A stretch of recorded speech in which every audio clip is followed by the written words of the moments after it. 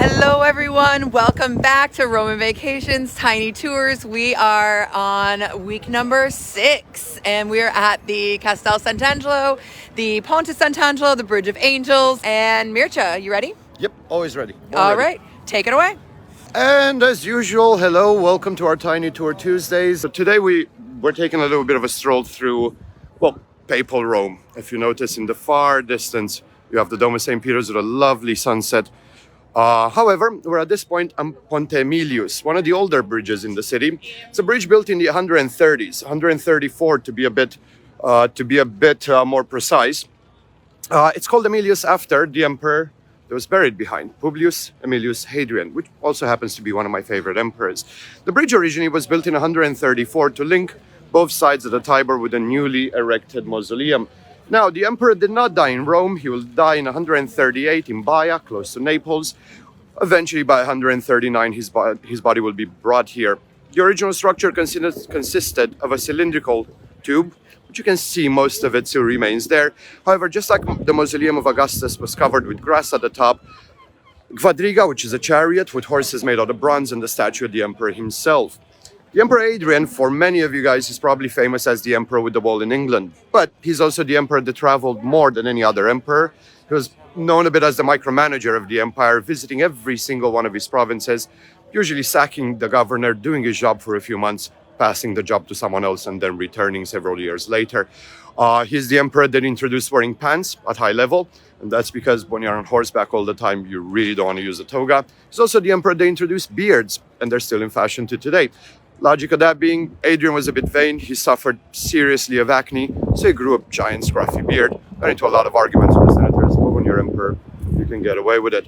As the centuries passed, the bridge we're on was used intensely by the medieval times. It actually had housing on the side of it, leading to 2 collapses. Originally, the bridge had only 3 arches, and both sides of it would actually come up in a ramp on both ends towards the middle.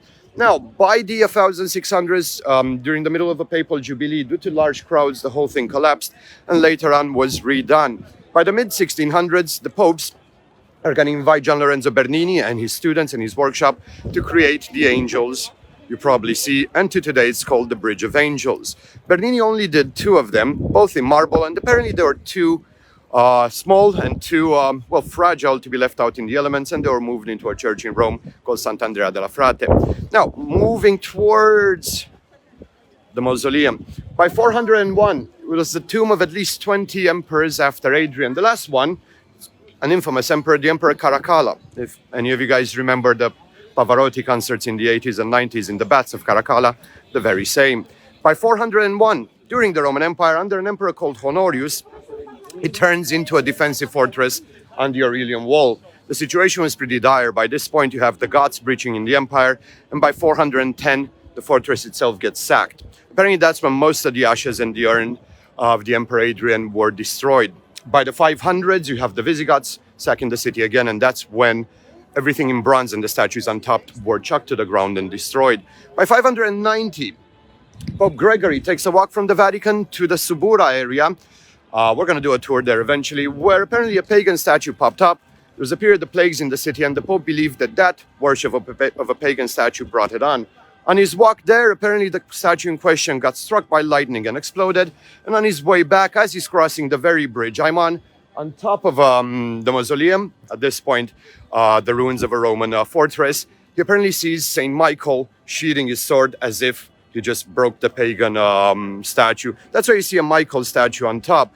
The original was made in the 1300s by an artist called Montelupo. However, that is now in the courtyard inside, being replaced in the 1700s by a Dutch artist called Anton Versvalen. Not Verstappen. Now, with that said, in the meantime, the place has been used as papal fortress, especially during the sacking of Rome by Charles V Lansquenet and the French army. You're looking at the 1520s, 1527 to be a bit more precise. And at that point, Pope Clemens VII had to lock himself inside for up to a year. He did survive it. However, the Pope complained that it was cramped and it had no style and it had no decorations. Thus, the Pope that follows, Paul III, he will build the apartment that you now see right on top, the part that's kind of sticking out of the whole mausoleum. At that point, it was decorated with fresco work.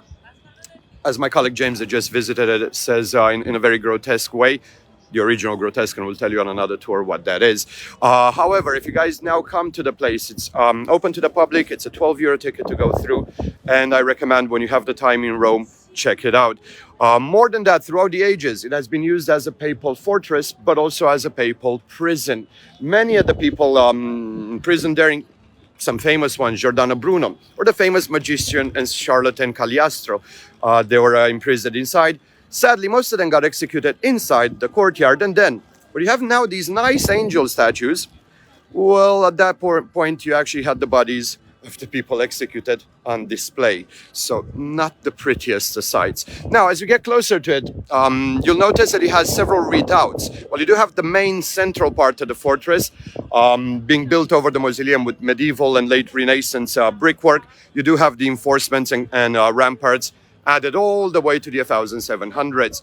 Many sieges it has withstood. It was used actually as a military fortress all the way to 1901 when they abandoned it for its military purposes and in one form or another turned into the museum you see today.